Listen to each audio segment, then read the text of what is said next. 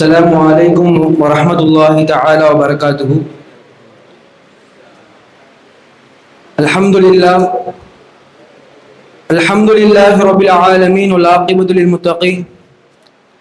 الصلاة والسلام على أشرف الأنبياء والمرسلين وعلى آله وصحبه أجمعين، أما بعد. إن الله وملائكته يصلون على النبي يا أيها الذين آمنوا صلوا عليه وسلموا تسليما. اللهم صل على سيدنا محمد وعلى آل سيدنا محمد وبارك وسلم عليه.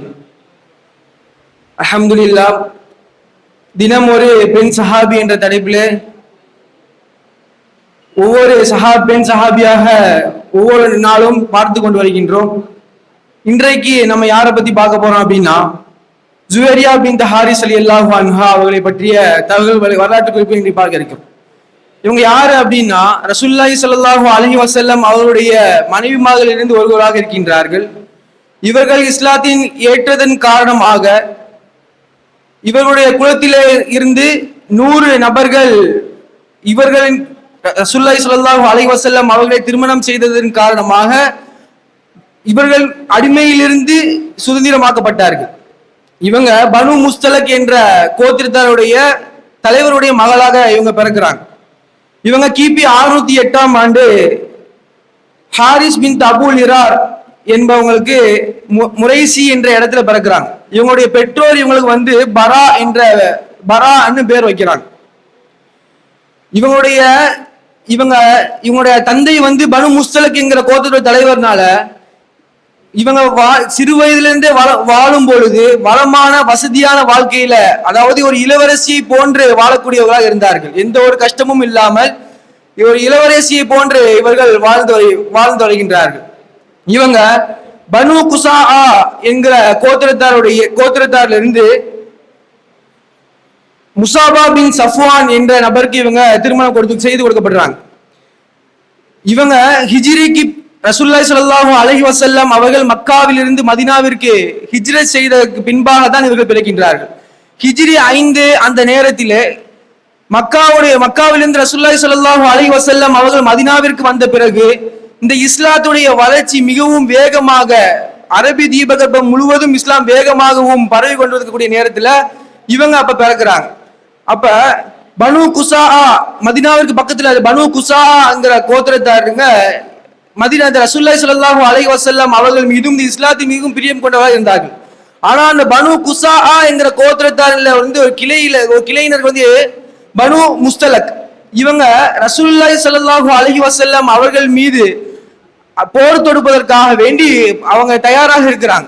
இப்ப ரசூலுல்லாஹி ஸல்லல்லாஹு அலைஹி வஸல்லம் அவங்க புரைதா பின் ஹசீப் என்ற சஹாபிய அவங்க பனு முஸ்தலக் கோத்திரத்தார் அவங்க இருக்கக்கூடிய அந்த இடத்துக்கு அனுப்பி அவங்களுடைய ஏற்பாடு என்ன, அவங்களுடைய படையை பற்றி தகவலை நீங்க என்ன செய்யுங்க அப்படின்னா தெரிந்து விட்டு வாங்க அப்படின்னு ரசூலுல்லாஹி ஸல்லல்லாஹு அலைஹி வஸல்லம் அனுப்புறாங்க.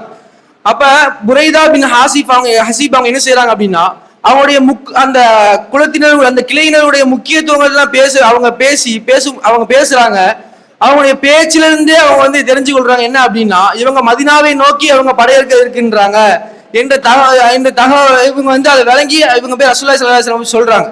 ரசூலுல்லாஹ் இவங்க நம்ம மீது போர் தொடுப்பதற்காக வேண்டி தயாராக இருக்கின்றார்கள் எங்க தகவல் ரசூலுல்லாஹி சொல்லும்போது, ரசூலுல்லாஹி ஸல்லல்லாஹு அலைஹி வஸல்லம் அவங்க 700 படை வீரர்களுடன் ரசூலுல்லாஹி ஸல்லல்லாஹு அலைஹி வஸல்லம் அவங்க இவங்க மீது போர் தொடுப்பதற்காக போறாங்க. ரசூலுல்லாஹி ஸல்லல்லாஹு அலைஹி வஸல்லம் அவங்க தன்னுடைய மனைவி ஆயிஷா ரலியல்லாஹு அன்ஹாவை இந்த போரின் போது கூட்டிட்டு போறாங்க. அப்ப இந்த போர்ல ரசூலுல்லாஹி ஸல்லல்லாஹு அலைஹி வஸல்லம் அவங்க இந்த போரிற்கு முன்பாக ரசூலுல்லாஹி ஸல்லல்லாஹு அலைஹி வஸல்லம் நீங்க என்ன செய்யுங்க அப்படின்னா, இந்த இஸ்லாத்தை ஏத்துக்கங்க, போரை நம்ம கைவிட்டுலாம் அப்படின்னு அழைப்பு விடுறாங்க. அவங்க அதை ஏற்காம அந்த பனு முஸ்தலக்ங்கிற கோத்திரத்தாரில் இருந்து ஒருத்தர் என்ன பண்ணிட்டார் அப்படின்னா வில்ல இழுத்து விட்டுட்டார். இது சஹாபாக்கள்ல இருந்து அந்த இஸ்லாத்துடைய மதீனா இஸ்லாமியர்களுடைய படையில ஒருத்தவங்க பட்டுருச்சு. அப்ப இந்த போர் தீவிரமாது. இந்த போர்ல 10 பனு முஸ்தலக்குடைய கோத்திரத்தார்கள் கொல்லப்படுறாங்க. 2000 ஒட்டகங்கள் 5000 ஆடுகள் கைப்பற்றப்படுகின்ற இந்த போர்ல. அப்ப ரசூலுல்லாஹி ஸல்லல்லாஹு அன்றைய காலத்துல என்ன போர் வெற்றி அடைந்த பிறகு அவங்க கைப்பற்றக்கூடிய அனைத்து பொருட்களும் என்ன செய்வாங்க அப்படின்னா மதீனாவிற்கு வந்த பிறகு என்ன செய்வாங்கன்னா பங்கு வைத்து விடுவார்கள். அப்படி இந்த சஃபியா ரலியல்லாஹு அன்ஹா அவங்க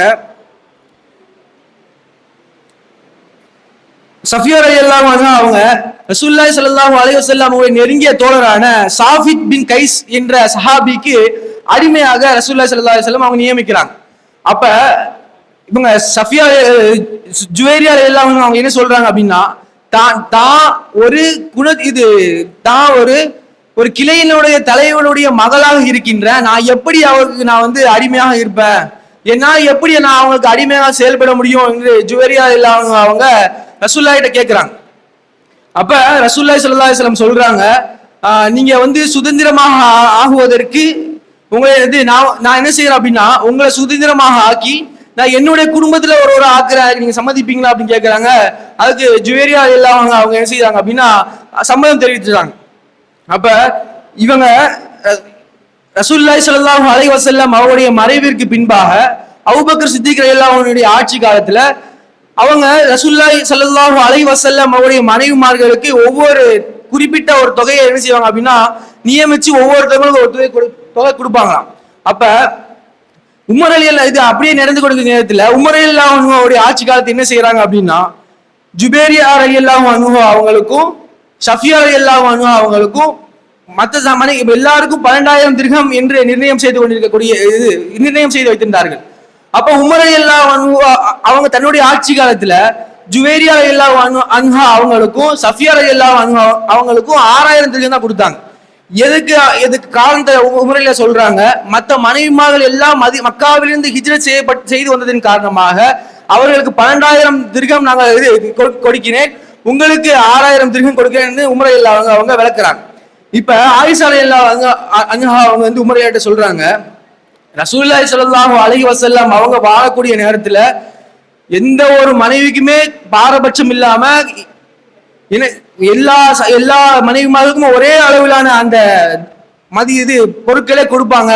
நீங்க என்ன இவங்களுக்கு மொத்தம் 6,000 அவங்களுக்கு மற்ற மனைவிமார்களுக்கு 12,000 அது வந்து சரியில்லை அப்படின்னு ஆயிஷா சொல்றாங்க. அப்ப உமர் ரலியல்லாஹு அன்ஹா அவங்க தன்னுடைய அந்த முடிவை மாத்தி என்ன செய்யறாங்க அப்படின்னா, அதுல இருந்து அவங்களுக்கு 12,000 அந்த திர்ஹம் கொடுக்கிறாங்க. இவங்க தன்னுடைய 65வது வயதுல ரபியுல் அவ்வல் மாதம் ஹிஜ்ரி 50வது ஆண்டுல இவங்க வந்து வஃபாத் ஆகிறாங்க.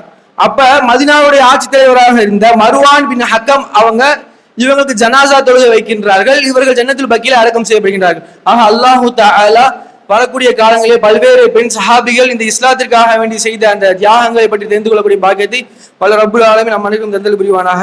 வாஹிர் தஅவானா அல்ஹம்துலில்லாஹி ரப்பில் ஆலமீன். அஸ்ஸலாமு அலைக்கும்.